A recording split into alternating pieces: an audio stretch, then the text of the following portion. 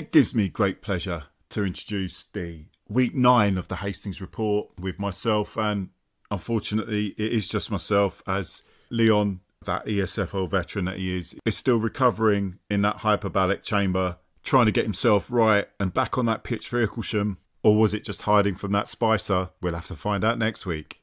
He has, through carrier pigeon, managed to get a few comments here and there out of the Balek or Bolek chamber, so you will hear his dulcet tones during the report. So we kick things off in the SCFL, and here's straight over to Leon. So last Wednesday in the Southern Combination League, Bexhill United welcomed Peacehaven to the Polegrove, where a crowd of 170 witnessed what sounded like quite a feisty affair if you go by what the Peacehaven Twitter said. And it was the visitors who took the lead after 22 minutes thanks to Robin Dean, and the score remained the same until half-time. And then Bexhill's late comeback started on the 79th minute thanks to Olu Hull, and it was then brother James who put the Pirates ahead on the 85th minute. Evan Archibald sealed the night off with a goal in the 8th minute of injury time to earn Bexhill 3 points. And in a cracking game, it just so happens we've got the goals.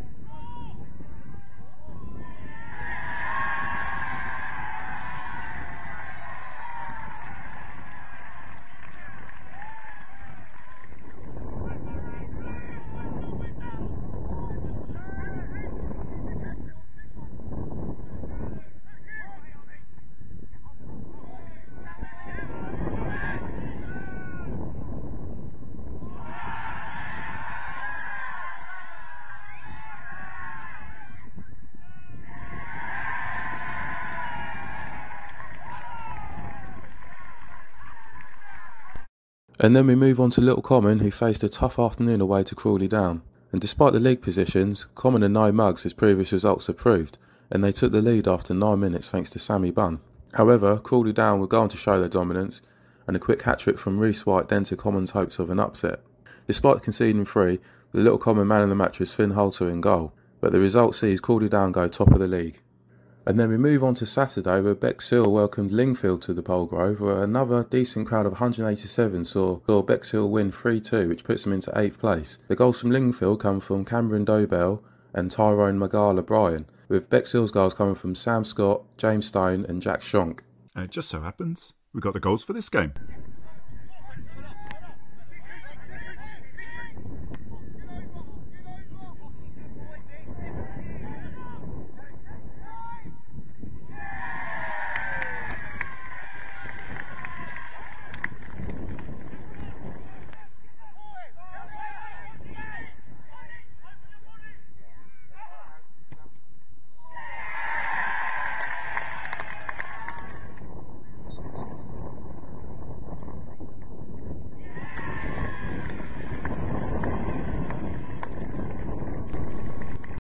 This Saturday sees Bexhill United travel to Loxwood in the Southern Combination. Loxwood are another team at the wrong end of the table, but have seen a right mixed bag of results. With Bexhill's attacking options and Loxwood's goal action at either end of the pitch, I think the spectators might be in for an entertaining game. For the next game, Little Common welcome Alfold to the recreation ground. Alfold have struggled so far in the league, with only 1 win and 1 draw to their name, so Common must be confident of picking up 3 points here. And now it's over to the Mid-Sussex League. This Saturday in the Mid-Sussex League saw Hollington front Balcombe 5-0, with Dan Tewksbury scoring 2, Bradley Pritchard, Charlie Cornford and Josh Elliott also joining in on the action. Hollington continue to dominate in this league and are now 8 points ahead of second place Linfield. This Saturday will see them make the short trip to Oatlands Park to face Seddlescombe, and I doubt many will be betting against the Lions. On the Lions there, Leon, Sam and Trish Labatt, they love watching their local football, which is great to hear. Sam, who was recently in the local paper, shaking hands with Michael Caine, was very surprised to not see Sam in his Elvis gear. They were along at the game, said it was a feisty affair, that Hollington could have scored a bagful more goals, which I don't doubt they're a top side. And they said it was nice catching up with Lee Carey and Danny Ellis, obviously ex-Hastings. Thanks for writing in, Sam and Trish. How did Seddlescombe get on, Leon? They travelled to Linfield in what we thought would be a tough encounter for the team. By all accounts, it was a close encounter, and Sedlescombe feel they deserved something out of the game, and it was allegedly a soft penalty decision that enabled the home team to take the lead. They then managed to grab a late winner to send Sedlescombe home with 0 points for their efforts. The Linfield goals both came from Rory Farrell, with Ryan Edwards grabbing Sedlescombe's consolation. We already know Hollington are coming to Oaklands Park. Sedlescombe have got to pray for a complacent Hollington. Can't see that myself. Battle Town carry on their fine form, and it's 3 wins in a row now for a side that are most definitely fitted into life in the Mid-Sussex Prem after a shaky start. They beat Holland Sports 5-1 thanks to goals from Glenn Carrick, Tristan Mayhew, Tyler Mole, Paul Weatherby and Adam Staplehurst, with the Holland Sports consolation coming from John Hill. Battle will be hoping to keep their fine run going away to Balcombe this coming Saturday. Westfield felt frustrated with their 3-3 draw away to Reigate Priory.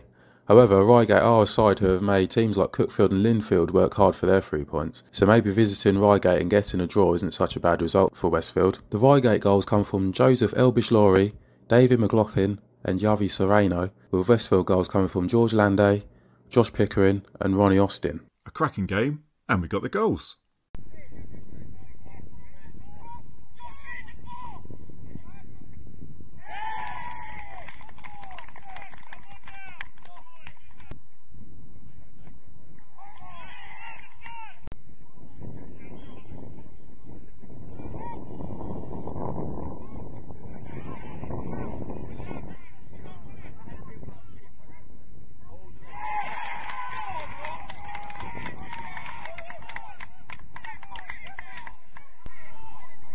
Despite feeling frustrated by the result, Westfield are still only 3 points off Linfield, who are in second place, and they have a game in hand.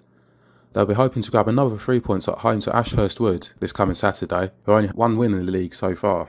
And now we move on to the ESFL. First of all, let's crack into those Macron Store Challenge Cup first round results. Sidley took on Westfield Reserves, and Westfield Reserves came out 2-1 winners. They were 2-0 up at half-time through goals from Baxter Orchard and Cameron Woodley. They also missed a penalty. Sidley pulled one back through a penalty in the second half from Logan Copley. Sedlescombe Rangers Reserves beat St Leonard Social 2-1 despite Zach Boltwood seeing red. A brace from Callum Ludlow for Sedlescombe with St Leonard Social's goal from Che Davis. And the final game of the round, Westfield Fourths, got thumped by Who Firsts. Goals for Who from Jamie Gravitt, Callum Holt-Burgess and a brace from Grant Wright, with the goal for Westfield from Ruben Webb. And let's crack into the ESFL Prem. Hawkhurst United were playing Bexhill AACs. It was 5-2 to Hawkhurst. 4 goals from Leon Fisher and Mark Mitchell, with the 2 goals for Bexhill from Andrew Matthews and Rosh Wells. Rye Town continue their fine start to the season with a 1-0 win at Crowhurst. Crowhurst down to 10 men early, Jan Bailey seeing red, Jules Phillips getting the goal for Rye. And now we move into Division 1. Wadhurst United thumped winless Little Common Reserves 6-1.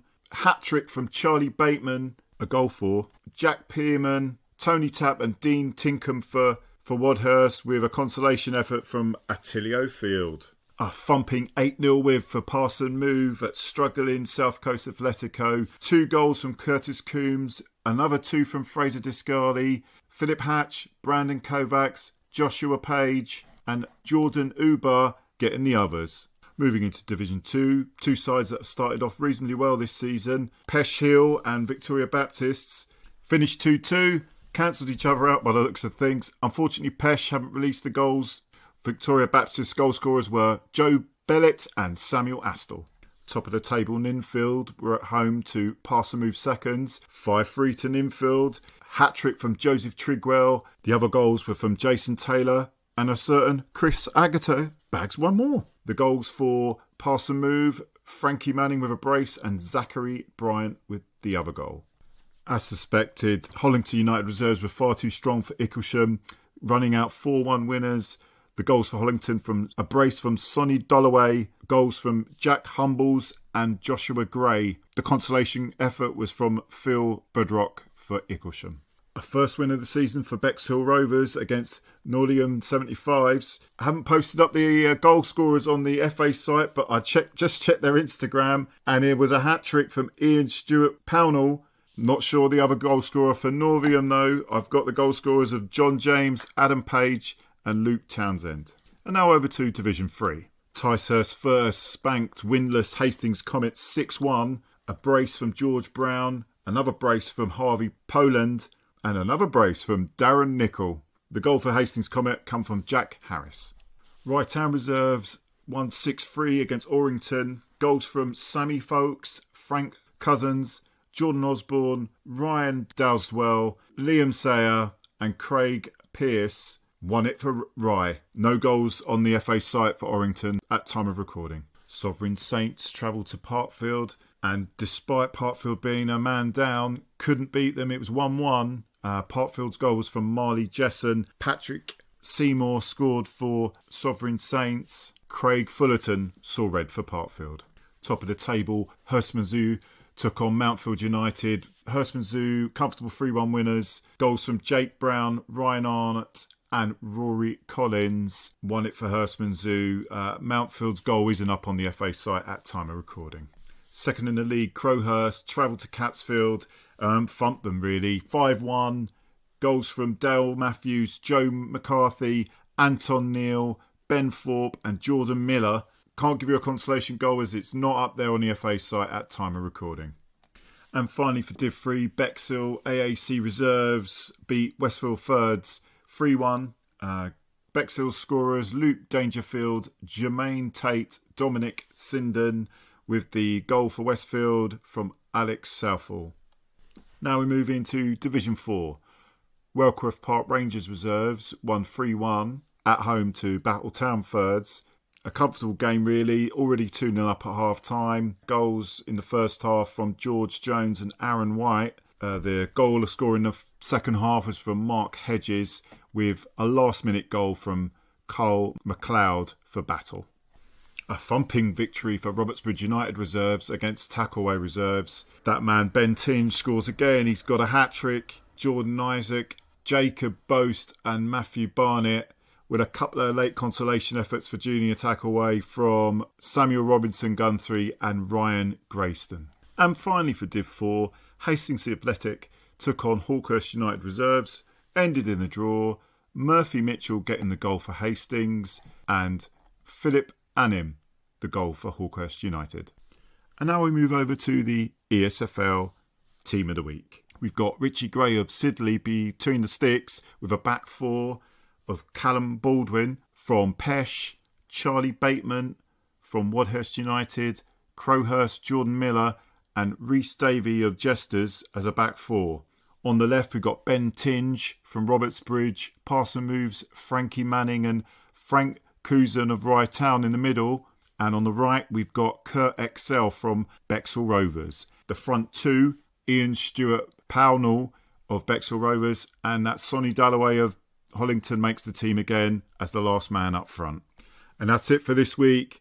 Remember, everyone can vote in that ESFL Team of the Week. Get your votes in. Also, anyone with any match reports, match videos, please send them over. Let's get people talking about our local sides. See you next week.